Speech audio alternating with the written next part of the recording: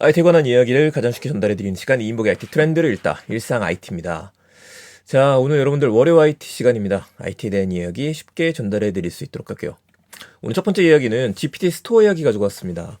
GPT에서 제일 기대되는 것 중에 하나, GPTS라고 하는 이름의 각자가 만든 챗봇을 런칭시킬 수 있는 스토어를 이걸 11월 달에 공개한다고 했었었는데 벌써 12월 달이 됐었죠. 차일피일 미루다 보니까 언제 오픈이 되는 거냐, 이런 생각도 있었었고 약간의 부담감도 있었을 겁니다. 무엇보다도 샘 알트먼이 그만뒀다가 다시 또 복귀를 하게 됐었죠. 3일천하다 이런 얘기도 나오게 됐었는데 어쨌든 이런 여러 가지 이유 때문인지 2024년으로 오픈되겠다라고 정식 발표가 났습니다. 문제는요. 이게 제대로 나오더라도 과연 사용이 가능해질까? 무슨 소리냐면은 생각보다도 지금도 완성도가 좀 낮거든요. 이게 좀 문제가 될 수도 있겠다라는 생각들이 많이 있습니다. 저도 그렇게 좀 생각을 하고 있는 사람이에요. 그래서 집티 스토어가 연기가 됐는데 대대적으로 혁신을 거치지 못하게 되면은 앱스토어 같은 걸 만들 수는 없을 것 같다. 근데 반대로요. 이제 한 달이나 두 달이나 조금 더 시간이 걸렸었을 때 GPT 스토어 자체가 정말 제대로 나오게 된다라면은 이때부터는 혁신이 또 이루어질 수 있을 것 같습니다. 무엇보다도 지금 오히려 문제가 되는 거는 뭐냐면은 GPT 무료 사용자하고 유료 사용자들이 있는데 저 같은 경우에도 유료를 거의 1년 동안 쓰고 있거든요. 그런데 유료 사용자들한테 줬었던 혜택이 뭐였냐면 GPT-4를 쓸 수 있고 GPT-4가 더 깊이 있는 대화도 나눌 수 있으며 무엇보다도 최근에 적용이 되었었던 보이스가 있어요. 음성으로 대화를 나누는 거. 이거 같은 경우는 GPT-4밖에 못하는 거다. 약간의 그 유저들이 돈 낸 것만큼 값을 해주는구나 라는 느낌이 있었었는데 이것도 무료 사용자들한테 오픈이 되다 보니까 유료 사용자들이 떠나는 일도 벌어지고 있습니다. 이걸 어떻게 해결할 것이냐. 이게 좀 문제가 될 수 있겠네요. GPT 스토어 내년으로 연기가 됐다는 얘기 들려드렸고요. 그래도 뭐 많이 연기 안 될 겁니다. 요즘 오픈 AI가 일하는 스타일을 보게 되면은 2월달, 3월달 정도에는 곧 등장하게 되지 않을까 싶네요. 두 번째 가보죠. 국내 카드사 애플페이 도입 지연 소식이 떴습니다. 야, 이거 좀 골치 아프죠. 애플페이가 과연 들어올 수 있는 건가? 이 얘기가 쭉 나왔었다가 현대카드에서 가지고 들어왔습니다. 독점 계약을 맺었었다가 이거 독점 계약은 아니잖아? 라는 얘기가 나오면서 현대카드에선 독점 계약을 해지를 했었죠. 대신에 우선적으로 먼저 도입이 되긴 했어요. 애플이랑 제휴를 맺었으니까. 그럼 다른 카드사들도 곧 되겠지. 기대감이 쭉 올라오고 있었었는데 된다 얘기가 나오다가 계속 지금까지 안 됐거든요.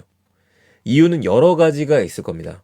우선은 지금 언론상에 노출이 된 건 뭐냐면은 카드사들은 애플페이로 도입했을 때 신용 판매 비율과 회원수 확대 장점에도 불구하고 총 비용을 고려할 땐 실익이 크지 않다고 판단을 했다. 국내에서 애플페이가 교통카드 기능을 갖추지 못한 것도 매력도를 떨어뜨리는 요인으로 꼽힌다. 이 두 가지가 나왔는데 이거 뒤집어 생각해 보게 되면요. 애플페이가 교통카드 기능을 갖추지 못한 거는 이거 애플페이 문제가 아니거든요. 예, 풀어야 땐 따로 있습니다. 이건 그렇게 받을 것 같고 신용 판매 비율과 회원수 확대의 장점에도 불구하고 이 두 가지는 된다는 얘기가 됩니다. 그래서 여기에 약간 숨겨진 얘기를 보게 되면은요. 우선은 현대카드 이용 실적을 봐보도록 할게요. 신형 현대카드에 그동안 애플페이가 도입되고 나서 이용 실적을 보게 되면 1년 전에 비해서 81%가 증가했다고 합니다. 이 증가를 분석해 본 걸 보게 되면 애플페이 도입이에요. 해외 나가서 사용하시는 분들도 워치나 아니면 아이폰으로다가 쉽게 애플페이로 결제를 해버렸다는 얘기죠. 이게 한 가지가 있는 거예요.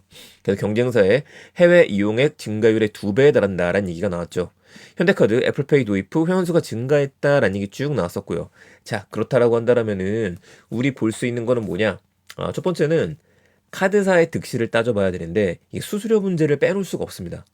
삼성페이한테는 지금 수수료를 안 주고 있는데 애플페이한테는 수수료를 내야 되는 입장이거든요. 이렇게 됐을 때 애플페이에 수수료를 내게 되면은 삼성페이에도 수수료를 내야 돼요. 이 문제가 계속 왔다 갔다 하고 있다가 삼성 측에서 우리 돈 안 받는다. 계속 연장하자. 라는 얘기가 나왔었거든요. 근데 그 얘기가 나오고서 기사가 싹 사그라들었습니다. 이건 뭐냐면은 여기선 예측을 한번 해보던 건데 도입은 될 겁니다. 도입은 되는데 이제 삼성페이하고도 약속을 하지 않았을까 싶기는 해요. 그래서 기간이 어느 정도 지나게 되면은 삼성페이 수수료 문제도 좀 해결이 되고 그리고 애플페이를 카드사들로 도입하게 되는 수순으로 가게 될 거라 생각을 해보게 됩니다. 그렇지 않으면은 지금 이왕 이렇게 된 김에 좀 교통카드 기능이 많이 터지잖아요. 교통카드가 되는데 현대카드밖에 못 쓰게 된다. 이렇게 되면은 아이폰 쓰시는 분들 중에서 그냥 체크카드라도 하나 만들어서 쉽게 교통카드로 이용을 하겠다라는 분들이 많이 늘어나게 될 겁니다. 그래서 지금 지연이 되고 있기는 한데 과연 내년 언제가 될지는 모르겠지만 저는 조심스럽게 점쳐보는 거는 내년 상반기에는 될 거라고 생각하고 있습니다. 그러니까 이런 기사들이 조금씩 나오는 거예요. 우리 현혹되지 말아야 되는 게 앞으로도 애플페이와 국내 카드사에 대한 얘기들은 조금씩 툭툭 나오기 시작할 겁니다. 나오게 되면서 카드사 어렵다는 얘기가 나올 거고요. 결정이 필요하다는 얘기가 나올 거고 이러면서 현대카드에 대한 얘기도 쓱 나오기 시작하면서 애플페이에 대한 관심도를 측정할 거라고 예상이 되고 있습니다. 마지막 얘기, IT 이야기 간단하게 가죠. 갤럭시 S23 FE가 8일날 출고한다는 소식입니다. 8일날 출고니까 얼마 안 남았어요. 출고 가격이 84만 7천원으로 공개가 됐습니다. 이렇게 삼성 사이트에 들어오시게 되면은요. 삼성 사이트에서 지금 S23 FE 런칭이라고 써있고 뭐 지금 할인 판매하는 것들 이것저것 있긴 하더라고요. 연말 결산으로다가. 자, 우선은 FE 런칭 더 알아보기 들어가 볼게요. 제가 이 FE, 참고로 이 FE는 팬 에디션이라 그래서 그 SE 같은 겁니다. 스페셜 에디션이라고 그랬었죠. 아이폰 비율에서는요. 아이폰에서는 스페셜 에디션이라고 그랬는데 결국 SE나 FE나 금액을 좀 낮췄다라고 보시면 될 것 같아요. 사양을 조금 떨어뜨리되 누구나 좀 살 수 있도록 저가형이라고 하는 이름보다는 좀 다른 이름을 쓴 거죠. 중저가다. 약간 등급을 낮췄다. 보시면 되는데 색깔 굉장히 마음에 듭니다. 그라파이트 색깔 잘 나왔고요. 근데 이번에 미는 건 아무래도 민트 색깔인 것 같아요. 잘 나왔죠, 민트 색깔. 그 요거는 이제 크림 색깔. 크림과 민트 둘 다 예쁜 색깔이고 용량은 하나입니다. 256기가 하나로만 나와 있어요. 그러니까 쭉 보게 되면 나중에 똑같습니다. 아이코닉한 디자인이라든지 나이토그래피라든지 강력한 성능이라든지 그럼 이제 이거를 지금 살만하냐 라는 생각이 좀 있기는 한데 우리가 비교를 해야 되는 거는 쿠팡이 들어가서 갤럭시 S23하고 비교를 한번 해보죠. 갤럭시 S23 이거하고 한번 비교를 했었을 때 자, 자급제 가격이 지금 팬텀 블랙 떠 있는 게 97만 원입니다. 팬텀 블랙 그리고 크림이 97만 원이거든요. 두 개 비용을 보게 되면은 그럼 얘는 97만 원인데 얘를 비교해 보게 되면요. 이게 지금 정가로 87만 원이잖아요. 84만 원이잖아요. 그럼 13만 원 정도 차이가 나는 거예요. 새 폰을 구매하시는데 13만 원을 더 쓰고서 조금 더 고가의 제품을 살 것이냐 아니냐 이걸 조금 고민하게 되게 됩니다. 다시 돌아갈게요. 자, 그런데 얘를 더 저렴하게 사게 된다면 가능하겠죠. 볼게요. 나온 얘기 중에 하나는 삼성닷컴 혜택이 있고요. 갤럭시 캠퍼스 스토어 할인이 적용되면은 실구매가가 더 내려간다는 얘기가 더 있죠.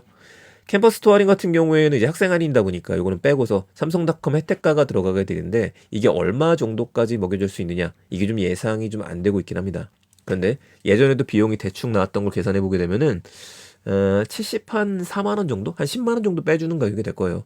여기다가 이것저것 액세서리 주는 거라든지 이걸 다 치게 되면은 대충 한 70만 원 후반대, 70만 원 중반대가 될 것 같다. 그럼 여러분들께서는 70만 원 중반대하고 갤럭시 S23 자급제 97만 원과 비교를 해보게 되면 거의 한 20만 원 차이가 나다 보니까 이거 살 바에는 그럼 저게 낫겠네 해서 갤럭시 23 FE를 사시는 것도 나쁘지는 않다라고 생각이 듭니다. 자, 23 자급제 잘 팔렸으면 좋겠고요. 8일이라고 하니까 다음 주 오픈이 되고 나서 팔리는 거 소식 가지고 다시 한번 이야기 드릴 수 있도록 하겠습니다.